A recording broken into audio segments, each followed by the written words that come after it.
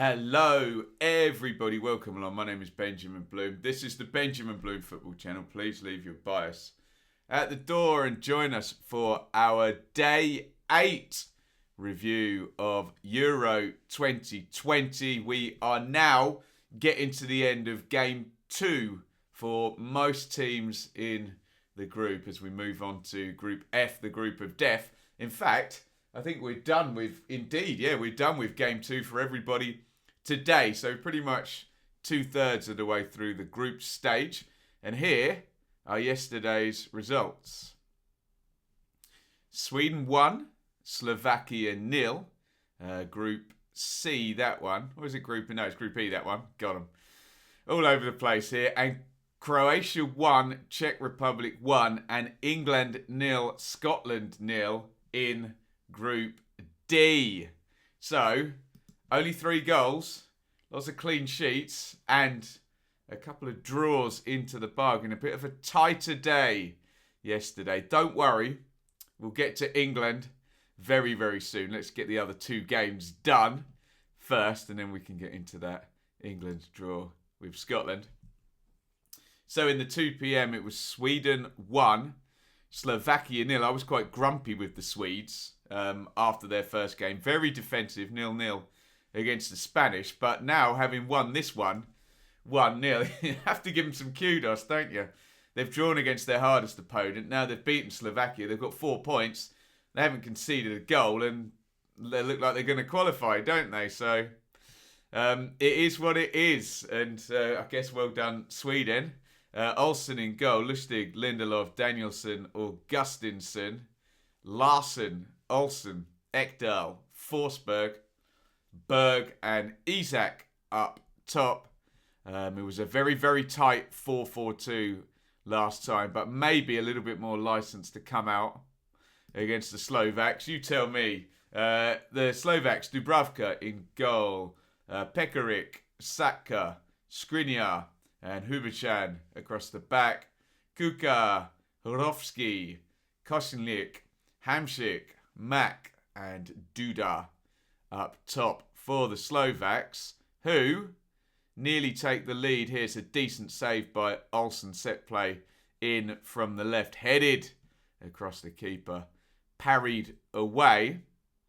And a similar job here up the other end, probably an even better save, I think, by Dubravka than Olsen on this occasion. Game stays 0-0 until here comes a penalty, and we've been getting plenty, haven't we? Isak vs Dubravka. There is the contact. He's quick, isn't he, Isak? Down he goes, penalty, and up steps Forsberg, number 10, sticks it in to the keeper's left-hand side, right in the corner. 1-0 to the Swedes. There are your numbers on this one. And look, they created much more, let's just say. 2 big chances, 1.78 on the XG, 13 shots. So maybe it was a very pragmatic approach to the group that's worked. And I do need to give the Swedes credit here. Spending all night piling in on them after the Spain game. So yes, well done to the Swedes. Not looking good for the Slovaks, although they did get the win in their first game, didn't they, against Poland. So still sat there on 3 points, but look, 0 shots on target in this game. It's never going to do you that well, is it? 58-42 on the possession, but like I said, only 0.51 on the XG, and I guess this is about the Swedes doing their job in this group. We'll have a look at the table at the end, and let's move on to Group D, where it was Croatia versus Czech Republic up in Scotland, and this one ends 1-1, and a little bit of a sense yesterday of how good are England, how bad are Scotland, how good are Croatia, how good are the Czech Republic. We found out a lot more yesterday after Croatia losing to England in the first game, the Czech Republic beating Scotland. And this one ends in a draw, which pretty much has the Czech Republic qualified. They're top of the group. And Croatia will still well, they'll enter a shootout with Scotland, really. But I think people are going to be a little bit more optimistic for the Scots. We'll talk about that in a minute. Here are your teams: Croatia, Livakovic, Vršelko, Lovren, Vida, Gvardiol, Kovacic, Modric, Perisic, Kramaric, Brekalo, Rebic. Notice Perisic starting on the right-hand side. He's going to move to the left at the start of the second half, and guess what happens after he does? The Czechs: Vashlik, Sufel, Shaluska, Kalas, Boril, Holesh, Suchek, Masupas, Derrida, Yankto. And the main man up top, Patrick Schick, who's out in front now, moved on to 3 goals in the tournament. He heads the chase for the Golden Boot. And part of the reason why he does is this penalty. And Dayan Lovren, penalised harshly, says the chat in the stream I was doing yesterday. I'm guessing that the referee, who you can see viewing the screen there, considers that Lovren's arm is reckless or endangering opponent there, and is a foul in the box. And if it's a foul in the box, it's a penalty. It did seem like a bit of a tough call, but there we go. I'm sure these refs have been prepped and told that if they see something like that, they give a penalty, and he does. And speaking of he does, Schick scores again. 2 against Scotland, 1 against the Croats, 1-0 to the Czechs.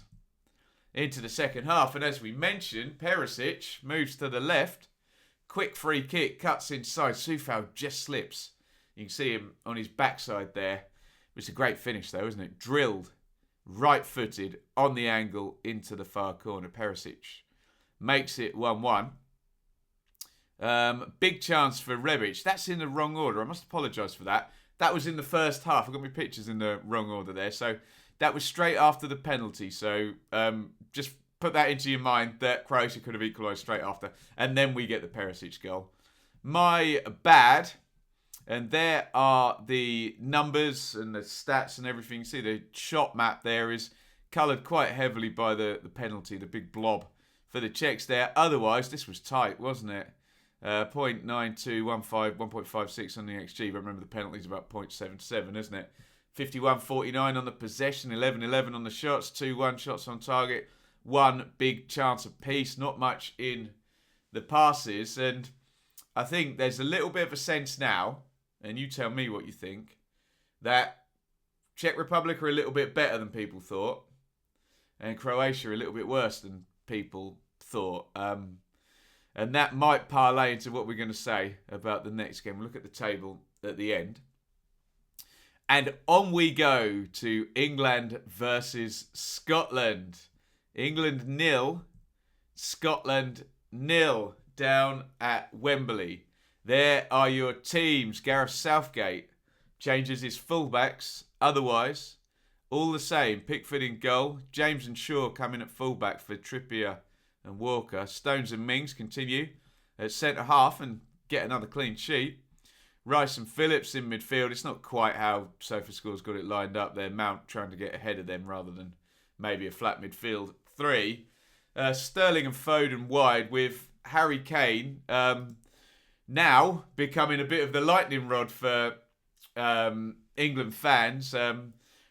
Remember, we don't get the most balanced debate around England, and there's always someone that needs to be the lightning rod. It's often Raheem Sterling.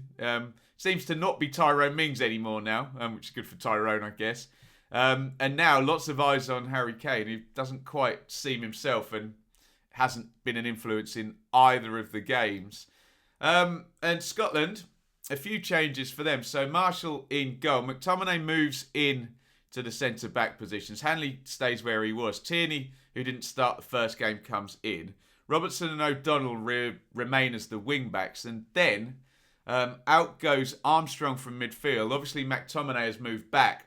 So 2 slots in midfield up for grabs, taken by Billy Gilmore and John McGinn. And again, I saw that midfield shape a little bit differently. Gilmore sat just behind McGinn and McGregor, who were sort of playing on the front foot and pressing. Che Adams starts over Christie and with Lyndon Dykes up top. And again, I'll bring into the conversation right now this idea that we didn't know how good everybody was in this group. And I think after the first set of games, or maybe before the first set of games, we had Croatia, who now people think they're worse than they were at the start. England, after this game, people are going to think they're worse. Scotland, people are going to now think they're better.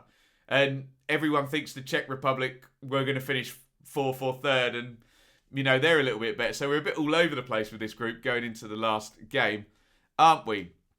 Anyway, on this one, probably best chance really for England of the whole game comes after 10:58. You can see on the clock there. John Stones jumps a little bit too early, gets the free header, heads it against the post. And we're in two things can be true mode here. Yes, it's a bad miss and should have scored. And yes, it's unlucky because he hits the post. I don't know where you draw the line on that, but maybe, like I say, just jumped a little bit too early. Bit of a let-off for the Scots, and no more free headers in this game after this one. Mason Mount, not long after from Sterling's break, can't quite open up his right foot and stick that to David Marshall's left into the other corner. And depressingly from an England point of view, that was as good as it got. Those two chances. I know Shaw breaks in the second half. Mount has a shot, but then the game becomes very much Scotland gradually growing and growing into it and becoming a bit more of a threat. There you can see about half hour. I think that's the closest the Scots came, wasn't it? Great work by Tierney and Robertson down the left, and O'Donnell with the shot on the volley with the right foot. It's good save by Pickford. Good effort. It would have been a really good goal if it had gone in.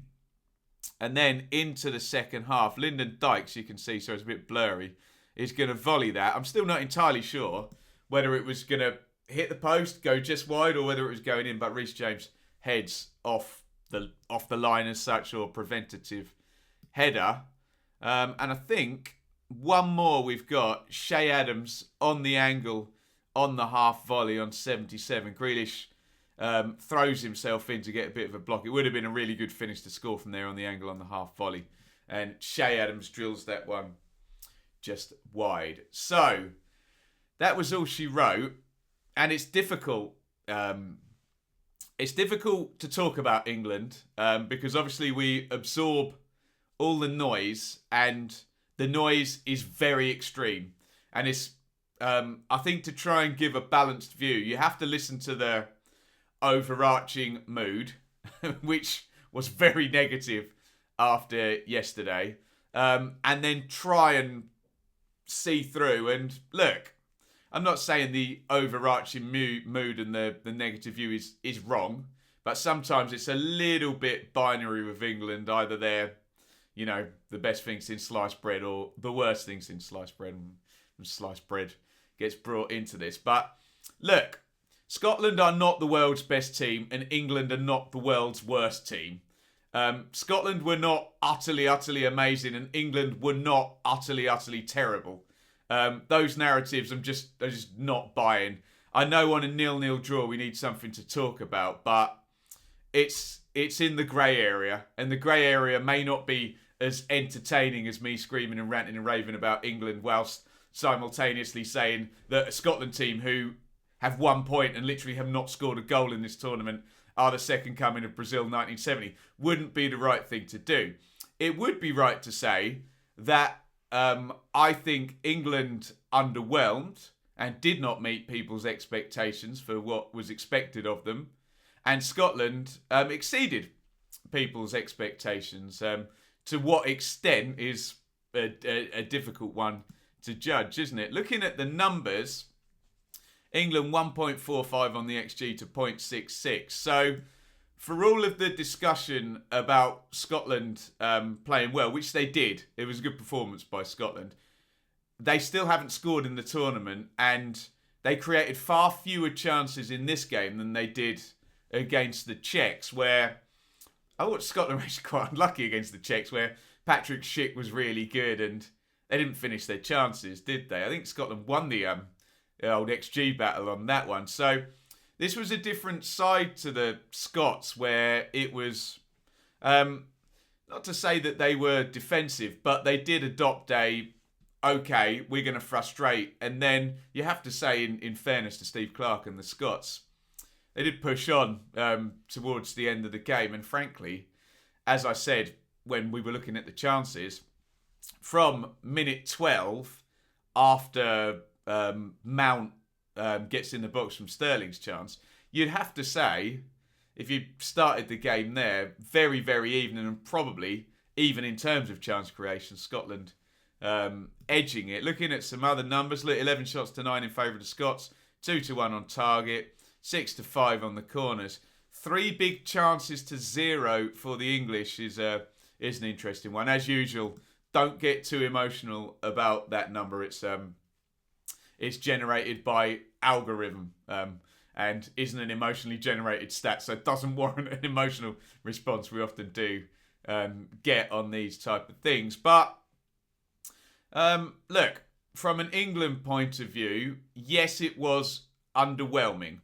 I don't know what score you'd give it out of 10. I think when people are a little bit more removed from the game, you're immediately bombarded, and I had to go and take the dogs for a walk just to get out of the bubble for a second, with woeful, terrible, pathetic, embarrassing, and all of those things. I think when you're a little bit removed, I think that's one step too far. I'm with underwhelming, a little bit flat from England in microcosm in that game. Big picture, it's fine. They've got 4 points. And honestly, if you're looking for something good to come out of it, if England draw against the Czechs, they now would avoid Group F. So there you go. Every cloud and all that. But I think what people are worried about is the England pattern of play, aren't they? And the things that appeared to work against Croatia, who set up a little bit differently and did try and progress the ball in a slightly different way, whereas Scotland were good on transition, weren't they? Utilised that left-hand side, stole the ball, happy to hit dikes now and then as well. The things that worked against Croatia just didn't work against Scotland. And England had a couple of decent chances against Croatia, but in the main they had the one really good chance, which played right to Sterling's strengths, where he can run onto and score whilst someone else has got the ball up the pitch and, be that man timing the run and finishing like he does for Manchester City. We just didn't get any of that. Scotland clearly won the midfield battle with McGinn and McGregor particularly able to just get around Declan Rice, and Phillips tried to progress himself, but it was cut off at source, and England just did not play through the centre of the pitch at all. And then when things went loose, Billy Gilmour was very good. Again, we tend to get into hyperbole very quickly. Look, he doesn't immediately become a cross between Roy Keane and Andrea Pirlo straight away, but he sat a little bit further back and used the ball really well. Had a good battle with Mount, which I thought Mount was winning at the start, but then towards the end, Gilmour was the main influence.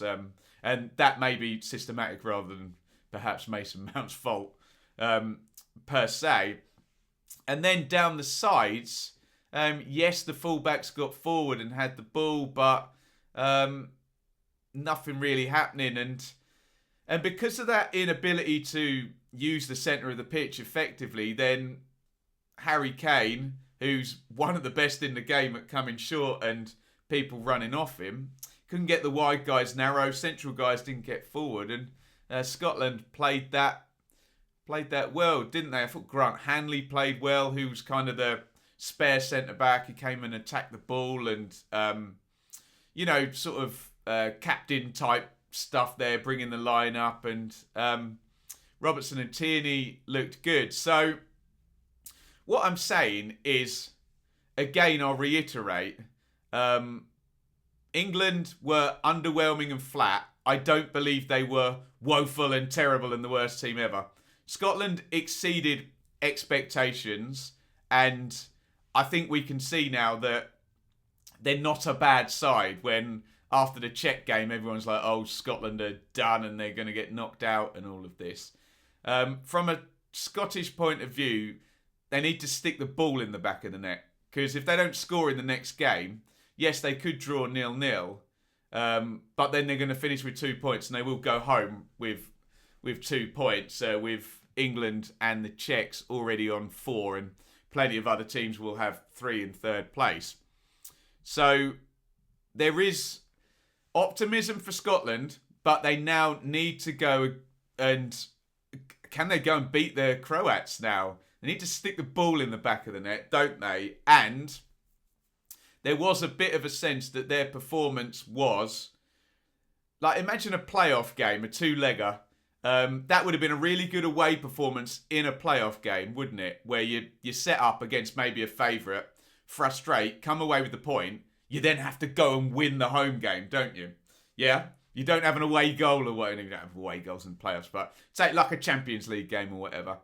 So they've now essentially got to do the next part of the job, the Scots, and I wish them the best of luck, honestly. It was a manful performance, and again, I'll reiterate, Scotland are not the world's greatest football team and England are not the world's worst football team, but the Scottish fans are going to be more optimistic going into the next game than the English fans are, for sure. But the big difference is England have a goal on the board and the 3 points. Scotland don't yet. Can they do it against Croatia? And like I say, best of luck.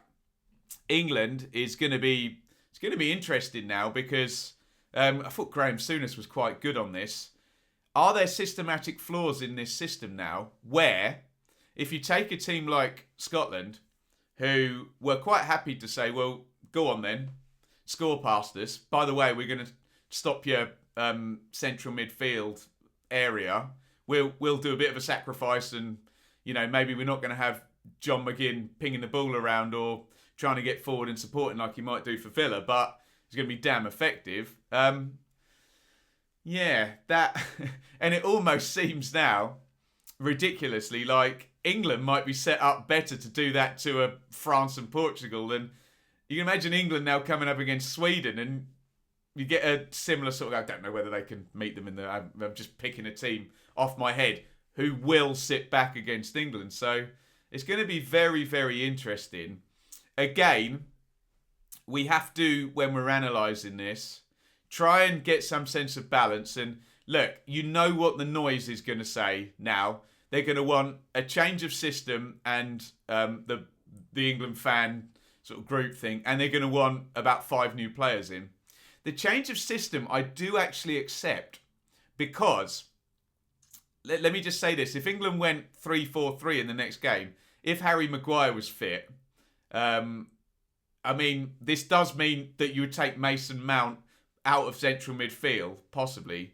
If you're not going to use the centre of the pitch in that way, go 3 at the back, keep your double pivot, and use your wing backs to get overloads and have a front 3 then to get people closer to Kane and get your inside forwards a bit more narrow. I can see the big thing people are going to say is you need to break up Rice and Phillips now and, you know, change the central midfield sort of area. So I can see that being a popular argument as well. But we will fathom what's going to go on later in the week ahead of the next 2 games, obviously Scotland, Croatia and England, Czech Republic, where I'll repeat, England know if they stink that out and bore draw it, they get a better draw than if they play beautifully and win 4-0, you know, and go and face one of Portugal, France or Germany from Group F. So, you never know, small mercies. Things could actually work out better. I know people argue they're away from Wembley if they do. Well, you know, pick your poison. Playing away from Wembley, everyone else is playing away many teams are playing away from their home stadiums, aren't they? Or get an easier opponent. I mean, you tell me what is better, worse, etc. So look, in conclusion, England underwhelmed, Scotland overwhelmed, exceeded their expectations. You would be proud if you were a Scotsman, with the caveat, the job is not done. They need to go and score a goal and win a game after this good performance. And the flip side, England are not the worst team in the world. That wasn't the most terrible performance since football ever began. It was flat. It was underwhelming. Yes. What happens now? And I'm really being optimistic. Could it be a blessing in disguise where Southgate learns the lesson early in the tournament before he comes up against one of the knockout teams? Who knows? Let me know what you think down there in the comments. England 0, Scotland 0. There are the tables now. So, from an England point of view, Czechs 4 points, England 4 points. And obviously if they draw, the head-to-head would be level and the Czechs would have an extra goal difference. And remember, first place in Group D plays second place in Group F. At the moment, that is France. And it could be Germany, Portugal, could even be Hungary. Who knows? We'll find out a bit more later today. Second place in Group D plays second in Group E. At the moment, that is Slovakia. Could be Spain, Poland, Sweden. So yeah, I was right to mention the Swedes, and we'll see what Spain do against the Poles today. Speaking of today, Spain versus Poland, 8 p.m. We won't be doing this, but we will be looking at Group F. Hungary, France at 2. Portugal, Germany at 5. So another 2 watch-alongs from us here on the channel. Come and join us. 1:45 for Hungary, France. 4:45 for Portugal, Germany. What a game that is going to be. Right. That is our Day 8 review. Sorry, a little bit longer today because it's England, of course. They always get special treatment, don't they? We'll be back with the 2 more watch-alongs today. Get your comments in. I've had my say. Now you have yours. And it's a big over and out with my brain ticking. And I'm sure Gareth Southgate's brain ticking about what England, what Gareth does next, what Katie does next. It was a Libertine song, wasn't it? There we go. Back into my younger years there. Thank you, everybody, for watching. Day 8 done. Bring on Day 9. Over and out. Thank you so much for watching. If you enjoyed this video, please hit the like button to see more videos from this channel. Hit the subscribe button and to be notified every time we upload. Ring the bell for those notifications to come through on your device. If you really want to support the channel and me as a content creator, I will be eternally grateful if you head over to the merch store and grab something, or support over on Patreon, patreon.com/Benjamin Bloom. Thank you for your time. Go and watch another video.